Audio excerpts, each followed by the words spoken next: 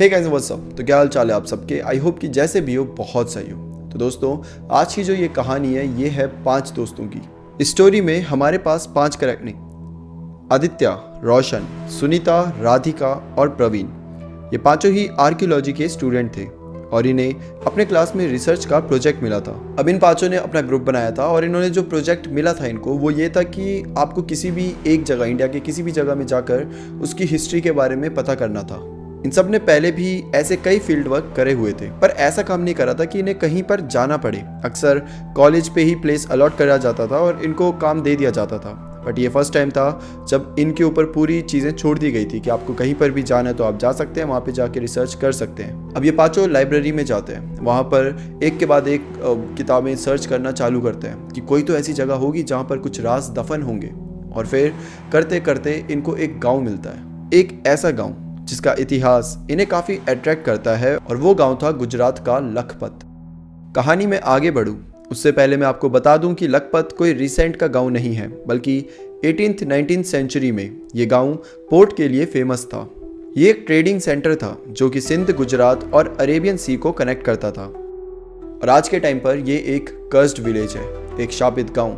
और ये तब हुआ जब 1819 के अर्थक्वेक ने इंडस रिवर का डायरेक्शन बदल दिया, जिसकी वजह से जो ये लखपत गाँव था ये ट्रेड रूट से हट गया और वहीं से शुरू हुआ इस गाँव का डाउनफॉल। जब उस गांव में कुछ भी नहीं बचा, इनफैक्ट वहां पर कई सारी जानें भी चले गई थी अर्थक्वेक की वजह से, तो लोगों ने उस गांव को खाली करना शुरू कर दिया। और देखते ही देखते ये गांव जहां पर एक टाइम पर इतनी आबादी थी, जहां पर हर कोई बसना चाहता था, वो आज के टाइम पर एबेंडेंड गांव बन चुका था।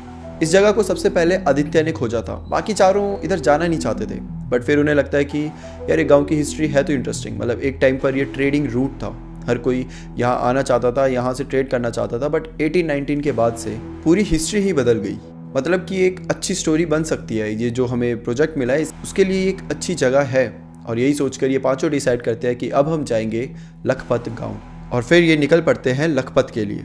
काफ़ी समय का ट्रैवल करने के बाद ये पांचों पहुँचते हैं लखपत। इन्होंने ऐसा कोई होटल तो नहीं लिया था, ये सब अपना सामान पैक करके लेकर आए थे और इन्होंने सोचा था वहाँ पर कैंपिंग करेंगे। इसलिए फिर इन्होंने वहाँ पर एक अच्छी सी जगह देखी कि जहाँ पर इनके टेंट और बाकी सामान लग सकें, और वो एक जंगल का ही एरिया था। जैसे कि आपको पता है कि पूरा एबेंडेंड है, तो वहाँ कोई होटल या ऐसे रूम्स तो मिलेंगे नहीं, तो ये एक अच्छी सी जगह देखकर वहाँ पर पूरा टेंट्स वेंट्स लगा देते हैं और फिर अपने ज़रूरत का सामान बाहर निकाल के रख देते हैं। अब जिस दिन ये सब पहुँचे उस दिन बस इन्होंने आसपास की जगह को देखा, एनालाइज किया और असली काम शुरू होना था नेक्स्ट डे से। उस रात ये पांचों बैठकर बातें कर रहे थे। चारों तरफ पूरा सन्नाटा था। जिस जगह ये लोग रुके हुए थे उसके दूर दूर तक बस ऐसे ही टूटे फूटे मकान और फोर्ट्स थे। और जैसा कि आप सब भी जानते ही होंगे, हम सब भी जानते हैं कि जब आप 5-6 दोस्त एक साथ ग्रुप में बैठे हुए और रात हो जाती है तो कहीं ना कहीं भूतों की कहानियाँ आ ही जाती है। और वैसे ही आदित्य भूतों की कहानी करना शुरू कर देता है। और ये कुछ ऐसी चीज़ें होती है जिसमें ना आपका दिल बोलता है मत करो मत करो, बट दिमाग बोलता है भाई थोड़ा सा और सुना दो यार, मेरे को और जानना है। वही सारी चीज़ें इन बाकी लोगों के साथ हो रही थी। आदित्य बताता है कि कैसे उसके गाँव में रात के 8 बजे के बाद कोई नहीं निकलता, क्योंकि वहाँ पर कहा जाता है कि एक चुड़ैल का साया है। जो बाकी लड़कियाँ होती हैं उन्हें डर भी लग रहा है, बट उन्हें सुनना भी है कि ऐसा क्यों उन्हें ऐसा लगता है। अच्छा तुमने भी देखा है, तुम्हारे घर वालों ने भी देखा है। और ऐसे करते करते इनकी कॉन्वर्सेशन चल पड़ती है। ये लोग यही सब बातें कर ही रहे थे कि तभी इन्हें कहीं से एक आवाज़ सी आती है।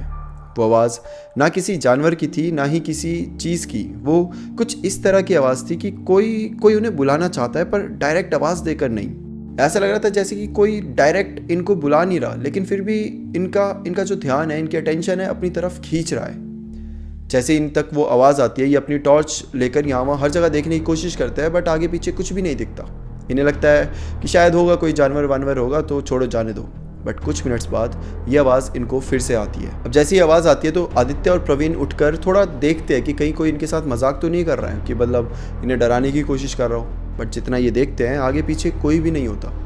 इन्हें भी समझ नहीं आ रहा कि आवाज़ आ तो रही है बट आ कहाँ से रही है, कौन है यहाँ पर। और जगह भी इन्होंने ऐसी चुनी थी जहाँ ना तो कोई आदमी हो सकता था ना कोई जानवर, मतलब जानवर हो सकते थे बट वो फॉरेस्ट था लेकिन काइंड ऑफ खंडर भी था, मतलब एक अजीब सा ही मिक्स था वो, जहाँ पे कहीं कहीं आपको पेड़ भी दिखेंगे बट मोस्ट ऑफ दी जगह पे मिट्टी दिखेगी।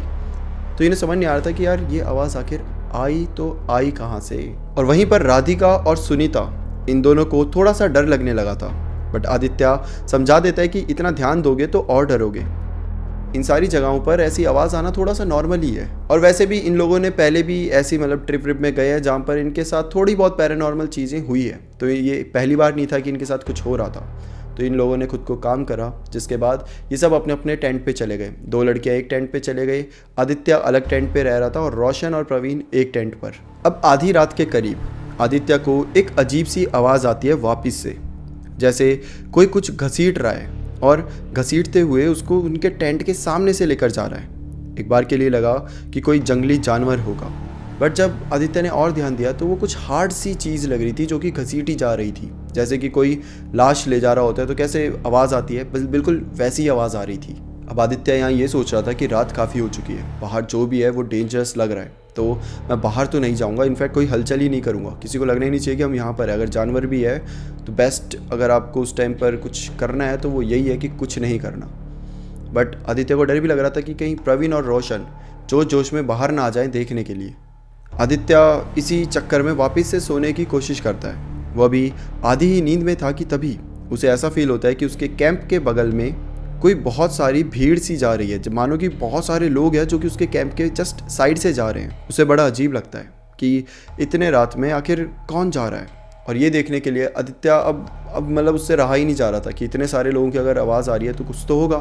तो वो अपनी टेंट की चेन ऐसे थोड़ा सा खोलता है और बाहर की साइड देखता है, बट सरप्राइजिंगली बाहर कुछ भी नहीं होता, बल्कि बाहर तो पूरी चारों तरफ सन्नाटा था, एकदम पिन ड्रॉप साइलेंस। आदित्य को लगता है कि शायद उसका वहम होगा और वो वापस से अंदर आ जाता है, चेन बंद करता है और सो जाता है। अगली सुबह होती है।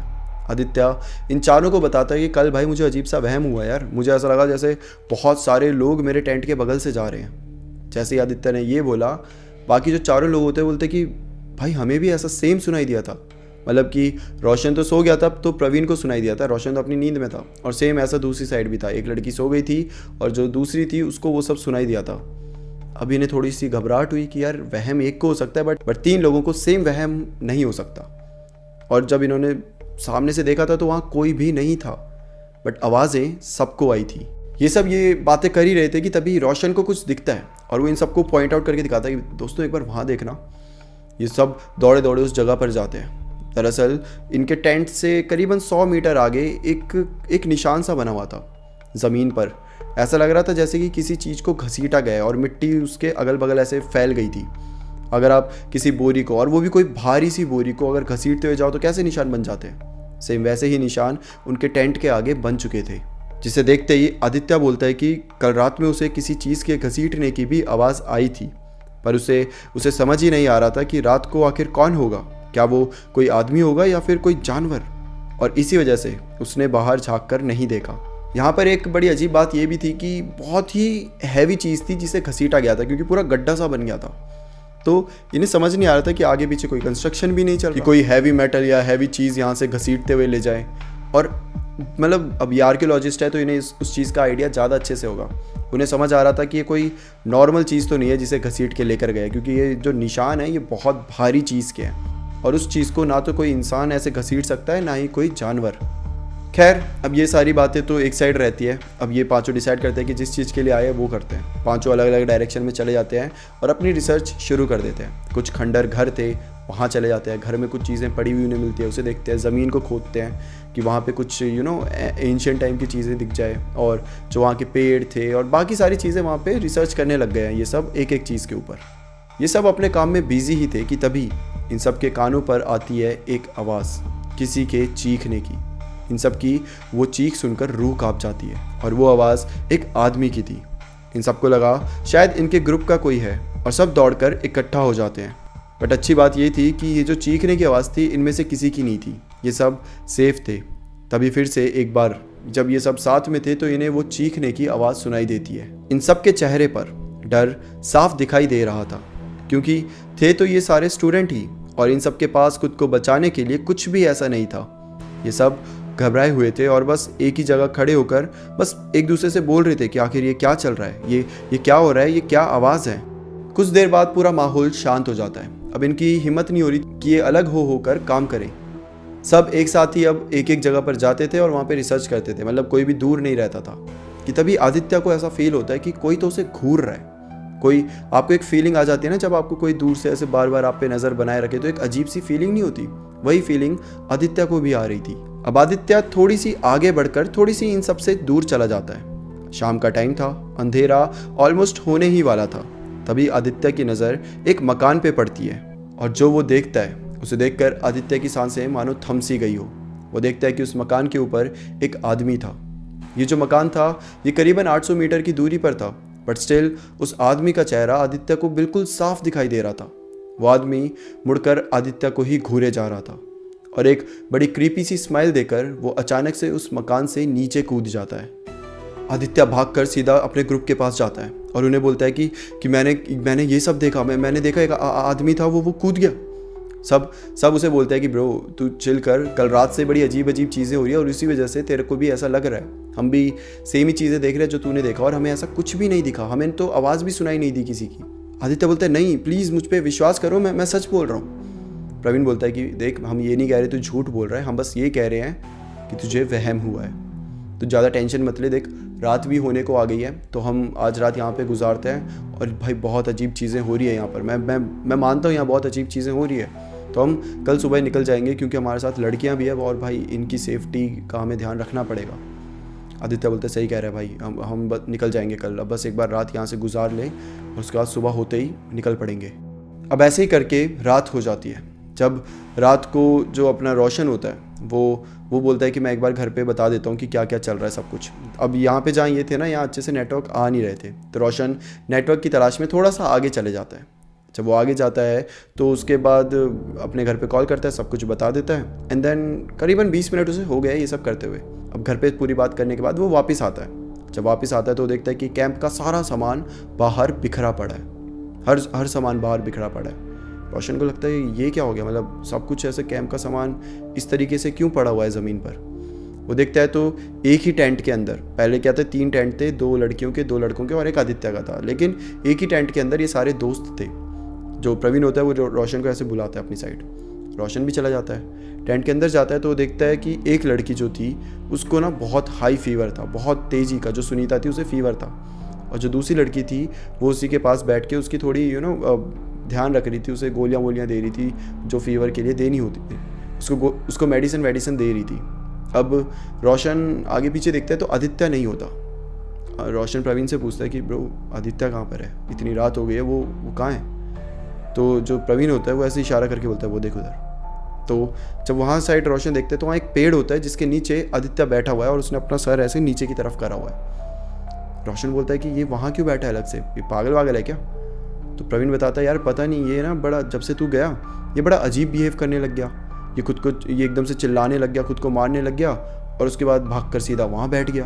हमारी तो हिम्मत ही नहीं हो रही कि हम उसके पास जाके कुछ पूछें भी, और उसी वजह से देख इन लड़कियों की क्या हालत हुई है।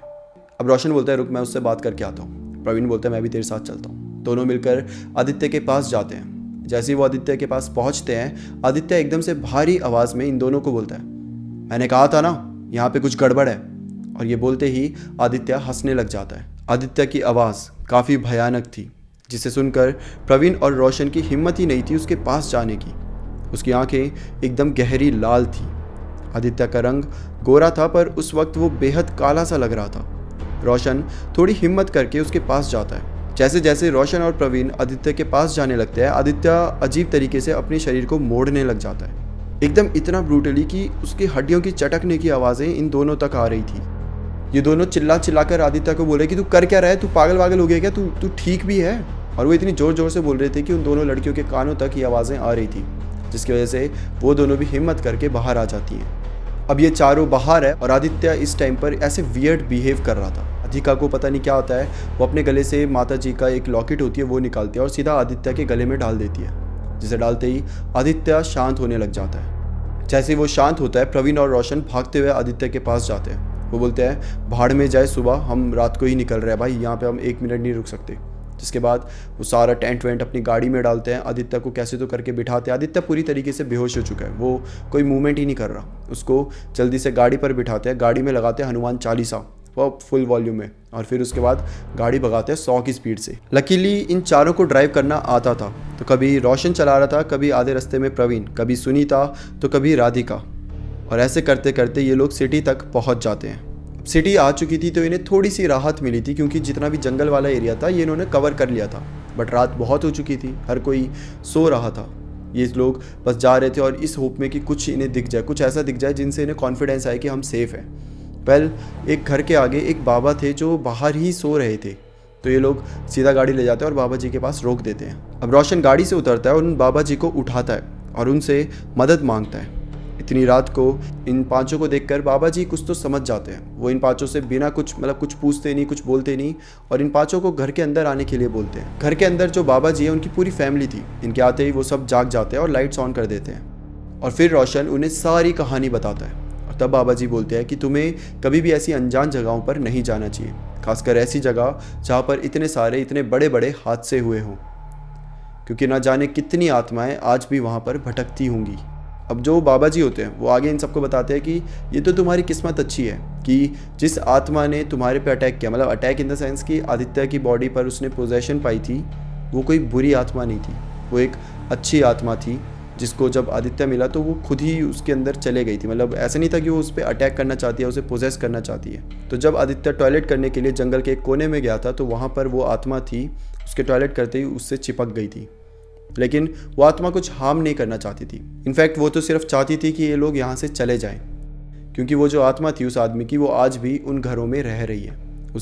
उस आत्मा को यही लगता है कि ये घर उसी का है, और जब कोई नए लोग वहाँ पर आते हैं, जो कि ज़्यादा आते नहीं, बट अगर कोई आता है तो उसे ऐसा लगता है कि शायद ये उसका घर तोड़ देंगे, शायद ये उसके घर को छीन लेंगे, जिस वजह से वो इन्हें डराने की कोशिश करता है। और वही उसने करा था। वो आत्मा बार बार ऐसी आवाज़ें निकाल रही थी, वो बार बार आदित्य को दिख रही थी, घर से कूदते हुए मान लो या फिर कुछ घसीटते हुए मान लो। बस वो चाहती थी कि ये लोग डर के यहाँ से चले जाएं, और हुआ भी ऐसा। और जैसे इन्होंने जाने का फैसला लिया उसके बाद से कुछ भी ऐसा इनके साथ पैरानॉर्मल नहीं हुआ, क्योंकि वो आत्मा जो चाहती थी वो हो चुका था, उसका मकसद पूरा हो चुका था। लेकिन वो इनकी किस्मत थी कि इनको एक पॉजिटिव आत्मा मिली, कोई इविल आत्मा नहीं, क्योंकि अगर कोई ऐसी इविल आत्मा मिलती तो इन पांचों के साथ क्या करती उसका आइडिया तुम सब लगा भी नहीं सकते। वेल, ये बोलकर बाबा जी ने कुछ दवाइयाँ थी जो कि आदित्य को दी, जिसके बाद से उन्होंने बोला कि सुबह तक तुम लोग यहीं रुको, कोई दिक्कत नहीं है, और फिर सुबह आराम से चले जाना, रात को मत करो ड्राइव। और ऐसे ही होता है, पूरी रात ये लोग बाबा जी के घर में ही बिताते हैं। मतलब सोते तो नहीं है फॉर श्योर, वो कैसी नींद आएगी इन सबको, बट हाँ ये है कि जब सूरज आ जाता है, जब इन्हें लगता है कि चलो अब सेफ़ है, तब ये बाबा जी को थैंक यू बोलकर वहाँ से निकल पड़ते हैं। और वो एक दिन था एंड आज का एक दिन है। उस दिन के बाद से इन पांचों ने कभी ना तो भूतों की बातें करी और ना ही ऐसी फालतू की हरकतें करी। मतलब फालतू की इसमें नहीं बोल सकते, क्योंकि ये इसलिए उस गांव में नहीं गए थे कि इनको भूत प्रेत देखने हैं या इनको बड़ा एक्साइट फील हो रहा है। ये तो बेचारे अपने रिसर्च के तौर पे ही गए थे, इनका मोटिव कुछ और था, बट इनकी किस्मत अच्छी नहीं थी कि इनको कुछ और ही दिख गया। तो मैं ऐसा नहीं बोलूँगा कि इनकी फालतू की हरकतें, बट हाँ उसके बाद से इनके कभी दिमाग में भी नहीं आया कि हॉरर हॉन्टेड प्लेसेस जाके एक्सप्लोर करें या समथिंग लाइक दैट, जो कि एक अच्छी बात है। सो या दैट्स इट फॉर टुडे। ये थी आदित्य की स्टोरी, ये थी 5 ऐसे दोस्तों की स्टोरी जो कि गए किसी और एक्सपीरियंस के लिए थे, बट वापस कुछ और एक्सपीरियंस लेकर आए। फिर मिलते हैं किसी और टॉपिक के साथ, तब तक के लिए bye bye and take care.